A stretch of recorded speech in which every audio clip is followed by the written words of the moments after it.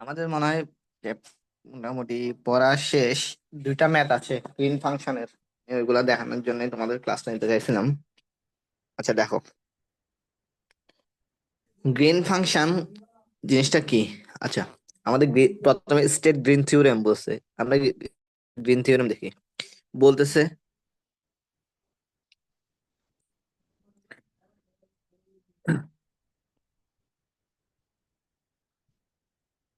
হুম, বলছে এম এবং এন যদি দুইটা পিস ওয়াইজ ফাংশন হয়। পিস ওয়াইজ ফাংশন মানে কি, দুইটা আলাদা আলাদা ফাংশন, একটা এম ফাংশন আর একটা হলো N function. M N function মানে জিনিসটা আরেকবার একটু ক্লিয়ার করি। যেমন আমরা এফ অফ এক্স একটা ফাংশন বলি না, বা জি অফ এক্স একটা ফাংশন বলি না, এরকম অনেকগুলো ফাংশন তো বলতেই পারি। তো এরকম অনেকগুলো ফাংশন যখন বলতে পারি, তার মানে দেখো তো, এরকম আমি দুইটা ফাংশনকে প্রকাশ করতেছি, একটা এম ফাংশন আর একটা কি এন ফাংশন। দুইটা এম এন ফাংশন বলতেছি।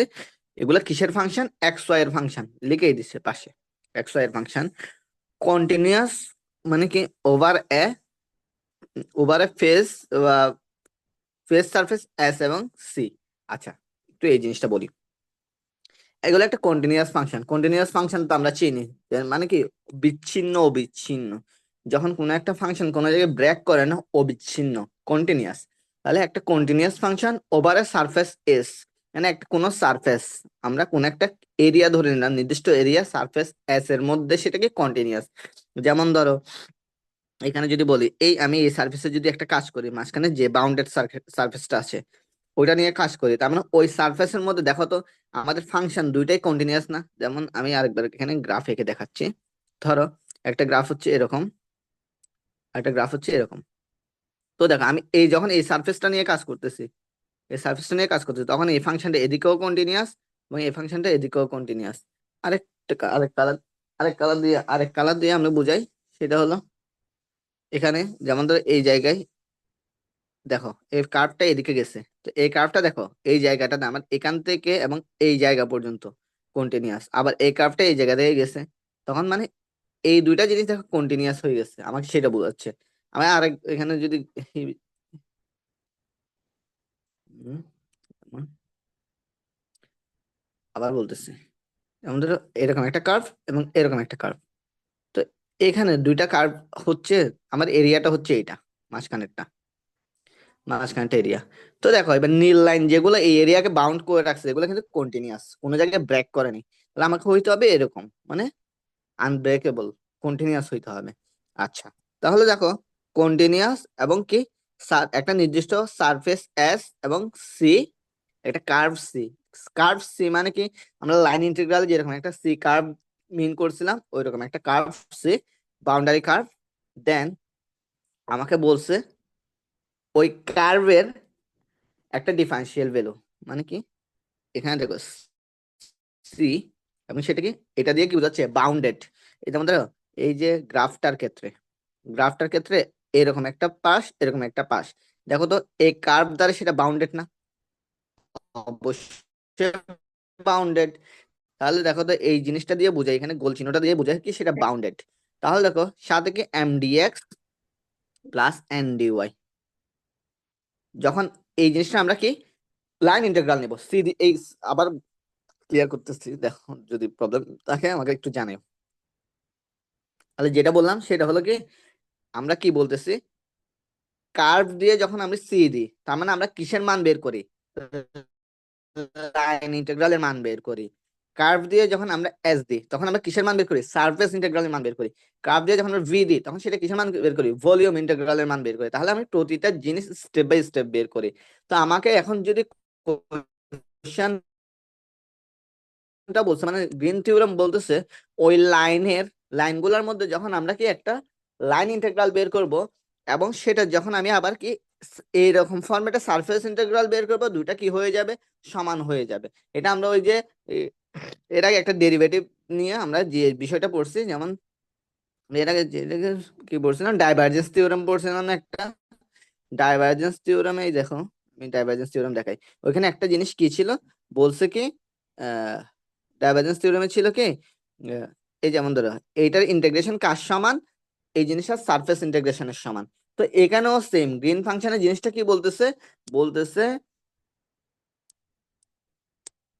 গ্রিন ফাংশন বলতেছে কি, বলতেছে ডিএক্স এবং গ্রিন ফাংশন বলতেছে কি, এই যে এম ডিএক্স এবং এন ডিওয়াই এই দুটা যোগফলের কার্ভ মানে line integral del N del x minus del M del y এবং কি এটা বিয়োগ করার পর ডিএক্স ডিওয়াই এটার যে সারফেস ইন্টিগ্রাল আছে মানে কি ওইটার সমান বলতেছে, এটা আমাকে বলতেছে কে, গ্রিনস থিওরেম বলতেছে।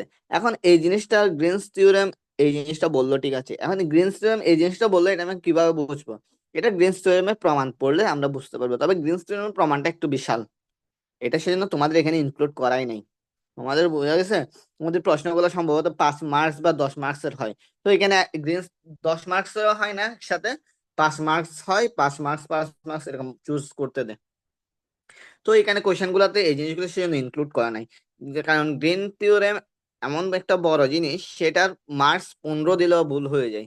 সেটা মানে আমরা যখন জিনিসটা নিয়ে পড়ালেখা করছিলাম, তাহলে এখানে সেই জিনিসটা সেজন্য থিওরেমটাই এনাফ। তাহলে থিওরেমটা আমরা কি বুঝলাম? বুঝলাম কি, এম একটা যদি এবং এন একটা যদি দুইটা আমাদের কি হয় এক্স ওয়াই এর ফাংশন হয়, তাহলে M dx plus N d y এর লাইন ইন্টিগ্রাল আমরা যেটা বের করব সেটা কিসের সমান?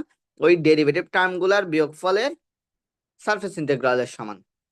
ওকে, এবার আমাকে এবার প্রমাণ করতে হবে কোন কোশ্চেনটা বলছে, state verify the green theorem কোনটার, এই ফাংশনটার, where C is the closed curve, C দিয়ে যে জিনিসটা বুঝাইছে ওটা হচ্ছে ক্লোজড কার্ভ এবং একটা বাউন্ডারি রিজিয়ন দেওয়া আছে। আচ্ছা, আমরা বাউন্ডারি রিজিয়ন যাই দেওয়া থাকুক, আমরা এবার একটু কাজে যাই। যেমন ধরো আমার কি কি দেওয়া আছে, গিভেন দ্যাট কি কি দেওয়া আছে, ওয়াই সমান এক্স স্কোয়ার দেওয়া আছে আর একটা ওয়াই স্কোয়ার সমান কত, এক্স দেওয়া আছে, দুটো বাউন্ডারি দেওয়া আছে, বুঝা গেছে?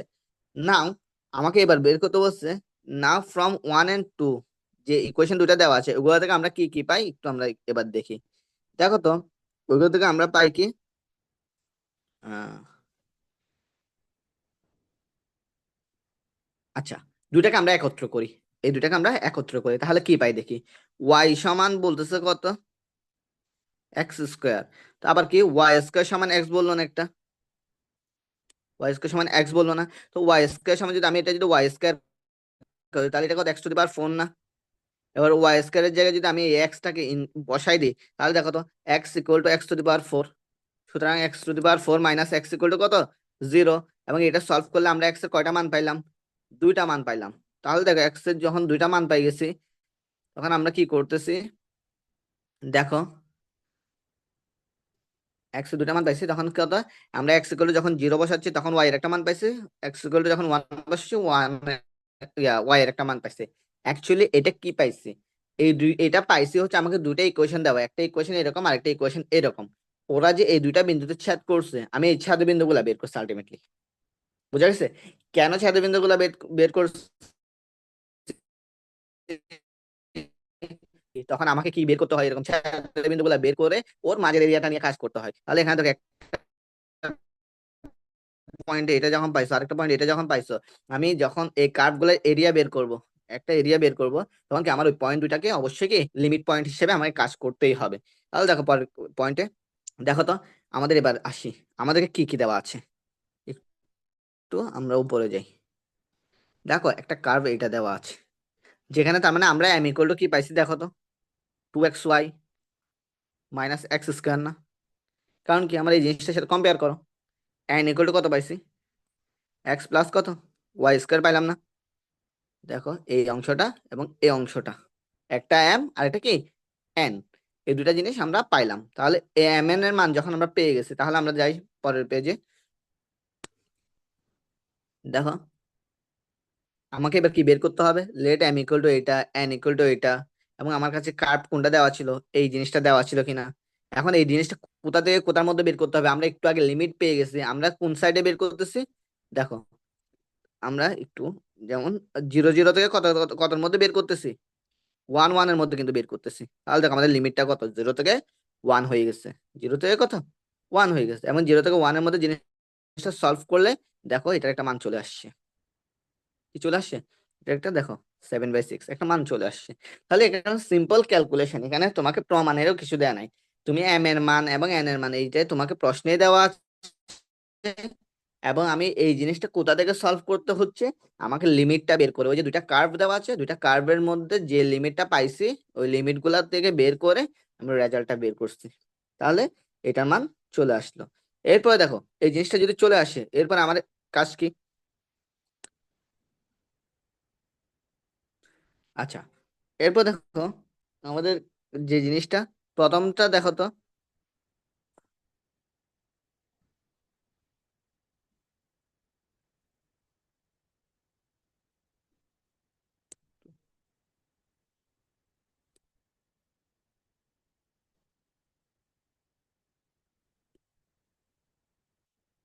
আচ্ছা, দেখো এখানে আরেকটা জিনিস দেখার বিষয় আছে। প্রথমে আমি কোন কার্ভের সাপেক্ষে করছি? ওয়াই ইকুয়াল টু এক্স স্কয়ারের সাপেক্ষে করছি। তো আমার কাছে কি ছিল, কোশ্চেন এটা ছিল। তাহলে y equal to x square, দেখো তো আমি ওয়াই এর জায়গায় কি দ্বারা রিপ্লেস করছি? এক্স দ্বারা রিপ্লেস করছি, পরে আবার বুঝবা না সেজন্য একটু বলে দিচ্ছি। দেখো ওয়াই এর জায়গায় কি দ্বারা রিপ্লেস করছি? এক্স দ্বারা রিপ্লেস করছি। ঠিক আছে, এরপর আমি 0 থেকে 1 এর মধ্যে সেটার ইন্টিগ্রেশনের মান বের করছি। প্রথমে কার্ভ কোনটা? ওই যে আমার y equal to x square. সেকেন্ডে আমরা কাজ করছি কি, ওয়াই স্কয়ার ইকুয়াল টু কত? এক্স দিয়ে, তার মানে ওয়াই সমান কত? Root x. ওয়াই সমান কত? Root x. তার মানে যেখানে ওয়াই পাইছি ওখানে কি বসাচ্ছি? রুট এক্স বসাচ্ছি। যেখানে ওয়াই পাইছি ওখানে কি বসাচ্ছি? রুট এক্স বসাচ্ছি। তাহলে দেখো ওয়াই সমান যদি আমরা রুট এক্স বসাই, তাহলে আমরা দেখি এই জায়গায়, দেখো তো ওয়াই সমান কত? রুট এক্স বসাচ্ছি, এই রুট এক্সটা বসালো। তারপর কি এখানে ওয়াই এর জায়গায় কি বসালো? রুট এক্স গুলা বসালো, সেম জিনিসগুলা। তাহলে ওই সেম জিনিসগুলো আবার লিমিট কত থেকে কতর মধ্যে? ওই যে 0 থেকে কত? 1 এর মধ্যে। আচ্ছা, এই জায়গায়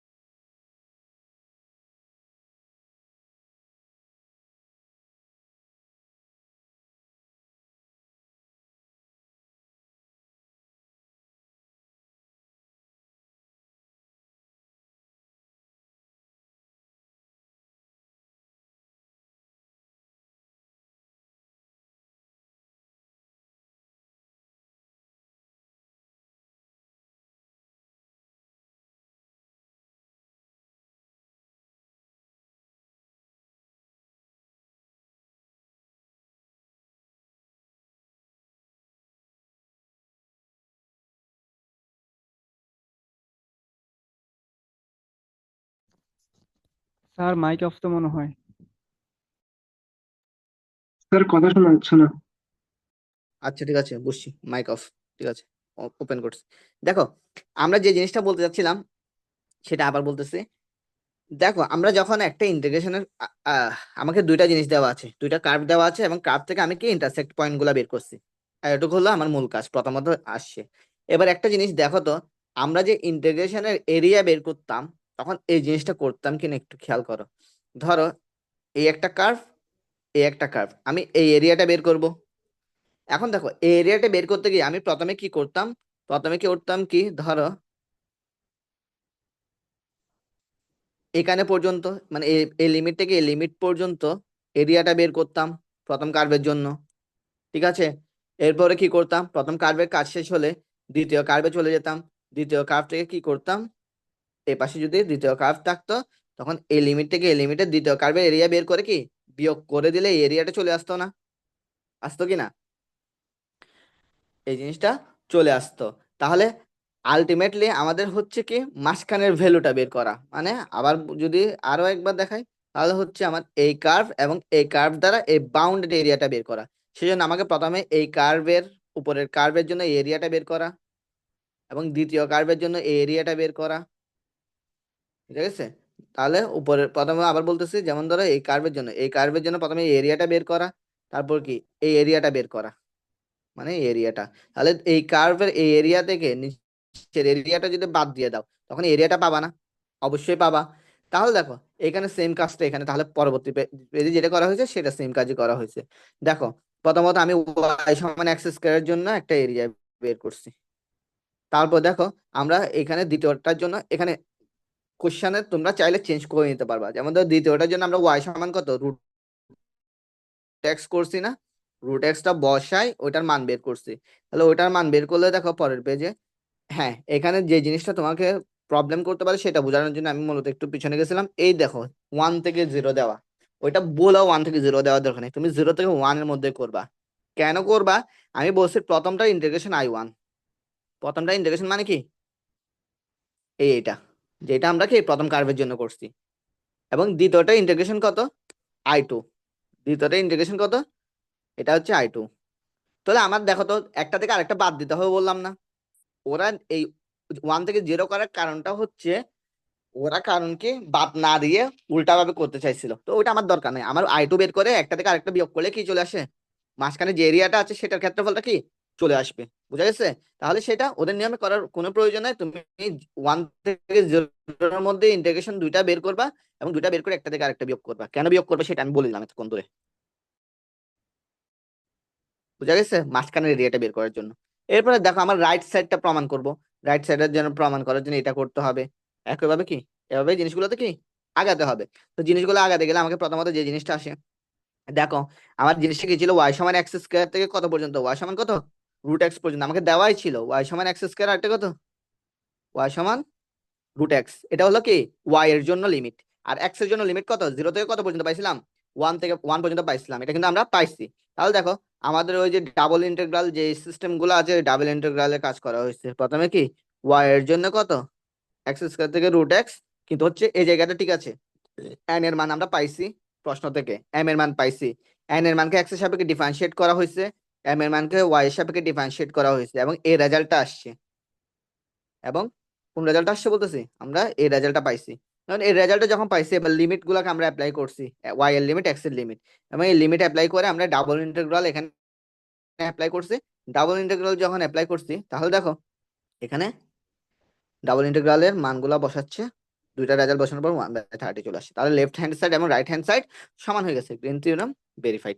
তার মানে আমাদের গ্রিন থিওরেমের ভেরিফাইড জিনিসটা হলো কি, আমাদের এমডিএক্স এই অংশটার লাইন ইন্টিগ্রাল এবং এই অংশটার সারফেস ইন্টিগ্রাল যদি সমান হয়ে যায়, তখন আমরা বলতে পারবো কি এটা কি ডিফারেন্সিয়াল, মানে কি আমাদের সরি গ্রিন ফাংশন প্রুভড।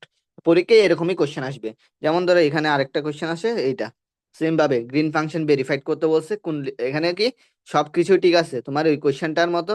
একটা এখন কি আছে, আগেরটাতে ছিল ওয়াই সমান এক্স স্কোয়ার, আর একটা ওয়াই স্কোয়ার সমান এক্স ছিল, এখন ওয়াই সমান এক্স আর একটা ওয়াই সমান এক্স স্কোয়ার দেওয়া আছে। এবং দেখো এম এবং এন এর মান কিন্তু আমরা এখানে পাই গেছি। বুঝা গেছে? সেম কোশ্চেন সেম ফর্মুলায় তোমরা সলভ করবা, এটা বাসায় দেখলে হয়ে যাবে। এরপরে হচ্ছে এই দেখো এটা লাইন ইন্টিগ্রাল, দেখো দুইটা লাইন ইন্টিগ্রাল বের করছে, দুইটা একটা এটা -1 আসছে, এটাও 1 0 দিয়ে করছে।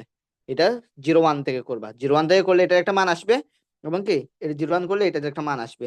এখন তোমাদের রেজাল্ট কোনটা, রেজাল্ট বিয়োগ করে যেটা আসবে পজিটিভ মানে জেনারেলি আসবে, মানে বড়টা থেকে ছোটটা বাদ দিয়ে দিবা, তাহলে এখান থেকে রেজাল্টটা আসবে। তাহলে ইন্টিগ্রেশনের মান যখন চলে আসবে, তখন এরপরে হচ্ছে কি আমরা ওই যে রাইট হ্যান্ড সাইডের কাজটা করছি, এটা কোন লিমিটে কোন লিমিট করছি একটু আগে যেটা দেখালাম, সেম ভাবে এখানে সলভ করলে সেটার মান চলে আসছে। দেখো সরি, দেখো গ্রিন ফাংশন সলভ হয়ে গেছে। তো এটা মূলত এতটুকু প্রবলেম। আমি গ্রিন ফাংশনটা দেখানোর জন্য আসছিলাম। গ্রিন ফাংশনটা মোটামুটি শেষ, আমাদের মোটামুটি সিলেবাসই শেষ। আমি এই জিনিসটা আরো মাঝখানে টাইম পাই নাই বিধে দেখাতে পাই নাই। আর তোমাদের আমি আরেকটা ক্লাস, তোমাদের পরীক্ষা কখন, এটা শেষ আমাদের টপিক, মানে এগুলো আরো ক্লাস শেষ শেষ হয়ে যেত। আমি ক্লাসে মাঝখানে অসুস্থ ছিলাম, তোমাদেরকে বেশি দেখাতে পারি না আর কি। এখন তোমাদের পরীক্ষা কয় তারিখ? 5 তারিখ না 4 তারিখ? 4 তারিখ 4 তারিখ না? তাহলে শনিবার। তোমাদের হচ্ছে আমি 2 তারিখ রাতে, হ্যাঁ 2 তারিখ রাতে একটা রিভিউ ক্লাস দেবো পুরাটা, মানে পুরা সিলেবাসের উপর। বুঝা গেছে? জি স্যার। এতটুকু এতটুকুই হলে হবে, আর লাগবে না। শেষে এতটুকু ক্লাস। তোমাদের অ্যাটেন্ডেন্স কজন আসছে তোমরা? 12 জন, 11 জন? ওকে, আমি অ্যাটেন্ডেন্স নিয়ে নিছি। ওকে ঠিক আছে, আল্লাহ